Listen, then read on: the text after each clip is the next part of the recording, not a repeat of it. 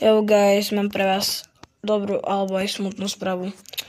No, chcel som robiť súťaž, tú súťaž som neoznámil, lebo to bolo secret a hlavne pre mňa to bolo secret. Ale teraz mám na vás jednu otázku. Chcel by som asi možno robiť súťaž o 24 Robuxov, lebo tých 100 Robuxov nemám, lebo som si ich hneď minul. A to som potreboval na dobrý rod. Takže tak. A teraz mám pre vás jednu otázku. Neviem, či mám robiť súťaž o 24 Robuxov, lebo to, čo si urobili, bolo to najhoršie. No akože nebolo to najhoršie, až taká katastrofa. Mal som 950 odberateľov a kamo teraz mám 948 odberateľov.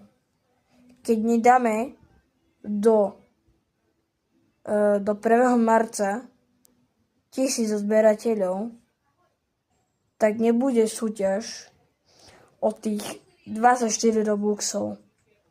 Áno, teraz si nerobím z toho prdel, ani žiadne také.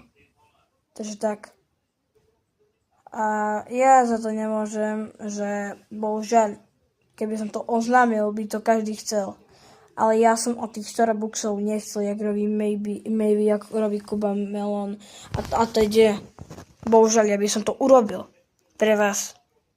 Lenže ťažko, na TikToku nemôžem streamovať. Na YouTube čo? Dám stream v pondelok, v utorok začnem streamovať a v riti stream. Takže tak.